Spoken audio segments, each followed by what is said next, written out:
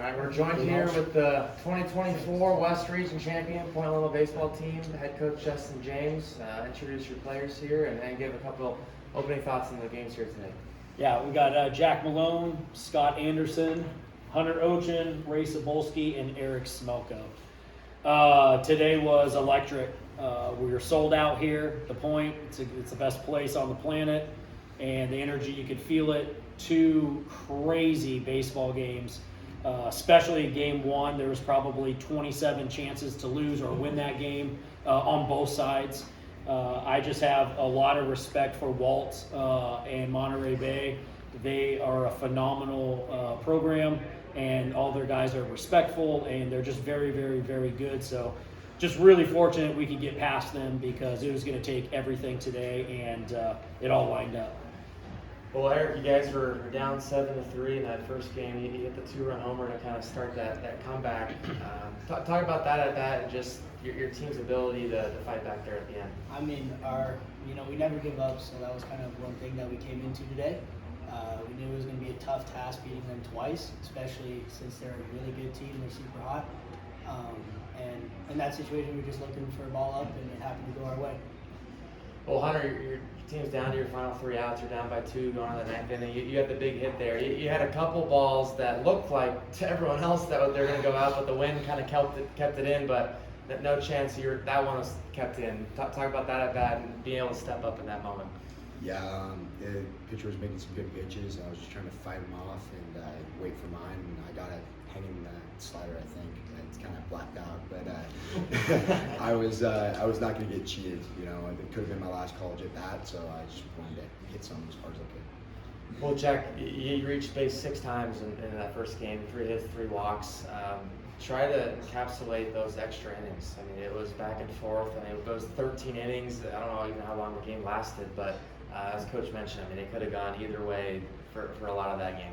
Yeah, that was definitely the craziest game I've played in my entire life. One pitch could have changed the outcome at any time, any inning, especially in extras. But it was a lot of fun, and I think the reason that we won that game is because we just never stopped believing that we were going to win. Well, Scott, when you guys win that game, I mean, how much confidence does that give you in the second one? Knowing you made that comeback, and then now you just got to go win one more. Yeah, I mean, I think that just kind of set the tone for the rest of the day. Hard-fought game. I mean, it was 13 innings, and we came out on top, and the momentum was definitely on our side. And we have some of the greatest dugout guys to make sure that energy rolls throughout the entire day, and it was just so much fun to play on that field for that second game. Well, Coach, then you're able to give the ball to Ray for Game 3, and he's been lights out this postseason, all year long, but especially this postseason. Talk about his performance. Yeah, Ray's a dog, and he's trying to perfect his craft all the time. His pitch heights were outstanding today, and we've kind of revamped his slider the past month or so, and it's gotten even better than it was before. And he was he's just an older guy pitching like an older guy in the biggest moment. And just really excited for him. He deserves this, and without him, we're not sitting here right now. There's just no doubt about that. Well, Ray, talk about, I mean, knowing your team kind of has to win that first game in order for you to get the ball and you complete that comeback. I mean, what's your mentality stepping on the mound in that game? Yeah, that warm-up was pretty tough. I mean, I was hot since the 9th inning, getting ready to throw the ball in the 9th. So just being able to pace it out, time it out, and kind of take deep breaths, and then being able to get hot when I need to when they score runs. So yeah, I was kind of just making sure I was breathing, staying calm, and then when I saw we got some runs, I was able to get hot again and get moving.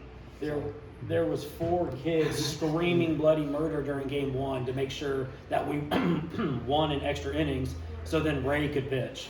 I think they're related to him. It was about as loud as it could be, and it was about 3 innings or so. I thought it was my kids at first, and then I was like, they need to chill, but they're not, so I couldn't yell back at them. I'm glad that opportunity came to fruition. So. Well, Eric, in Game 2 there, I mean, talk about that 6-run 4th inning. It's a 1-1 game. You had the home run there, and you guys just put it together all with 2 outs as well. I mean, it really started off with Jack.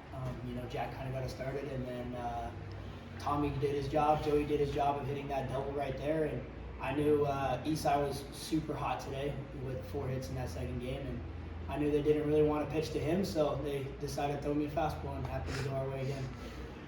Well, Jack, I don't even know how many bases you stole today, but it seemed like, I mean, you were just a threat on the base pass all day long. I mean, it seemed like that was something you guys were able to capitalize on a little bit. Yeah, definitely.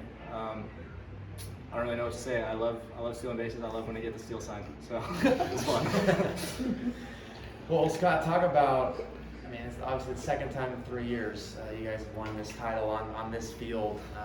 You know, coming back for your 5th season, you know, what this one means to you in particular. Yeah, I think the whole grind to get to that last game just made it so much more special for us. I mean, there was a lot of people in that dugout who could have been potentially playing their last game ever, and for us to come from behind and win 2 crazy games, it was really rewarding. And I think everyone on our team had some kind of part in that game, and it was just so much fun to be able to come out on top.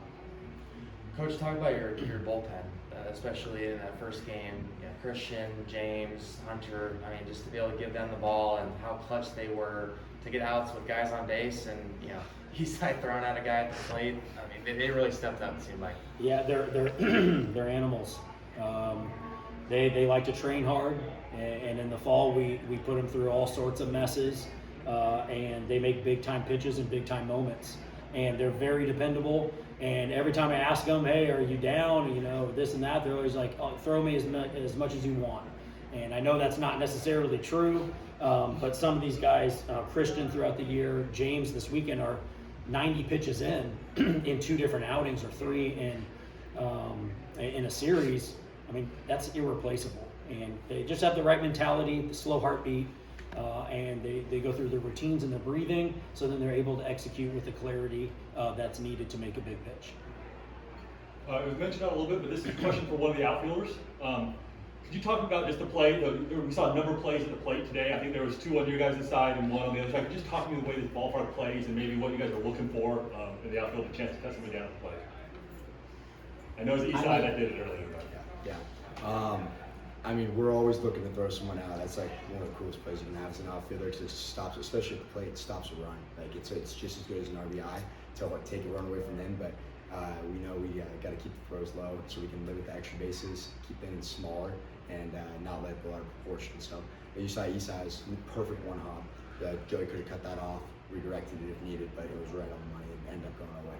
Do you think that play kind of kept the momentum in your dugout the rest of that game? Oh yeah, that's a huge, gets so much more momentum going, I think. I mean, when you get our dugout fired up too, it's not going to simmer down for hours. Coach, because he's coming off talking right now, I got a question for you about Hunter Ochin. I know you always hear coaches say, want the ball. Have you ever met a guy that wants the ball more at the plate or on the mound than him? Hunter will eat the ball is the problem.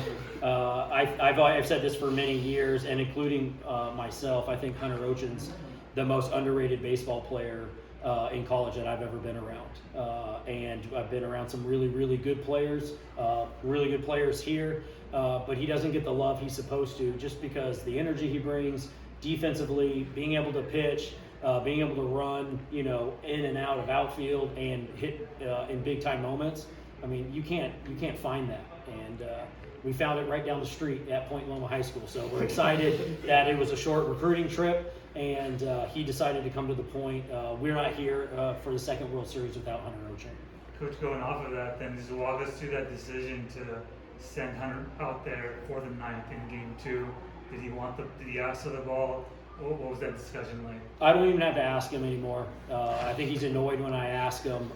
We were wrestling. Coach Gonzalez wanted to throw out some love to him too. He's done a phenomenal job on scouting reports and being my right-hand man and calling pitches and making pitching decisions.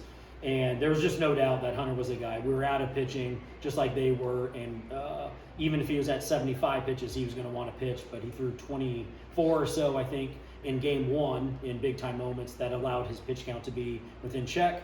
He was maybe going to come in the 8th, but Ray, I liked his heights. I liked how sharp he was in command, so I let Ray go back out one more than I think we wanted to at first. But that allowed Hunter to have a clean inning, which I try and do the most, for most of our relievers. And then that kept his pitch count where he was still fresh to make some big time pitches. Hunt, dog pile scenario, what's going through your head as you walk out the mound? I was really fired up, and then I ended up at the bottom, very bottom of the dog pile, and I've never had so much weight on me. It was really fun though. That was that was up there with our 22 dog pile. Our 22 dog pile I'll never forget, and I'll never forget that one either. So. Well, Scott, how excited are you and the group to keep this thing going? I mean, we grinded all fall, all spring for this, and to see it come to fruition and seeing our way back to Cary is really special for us. Nothing but love for these guys next to me, and we're ready to make a run. Congratulations, guys. West Region champions once again. Thank you.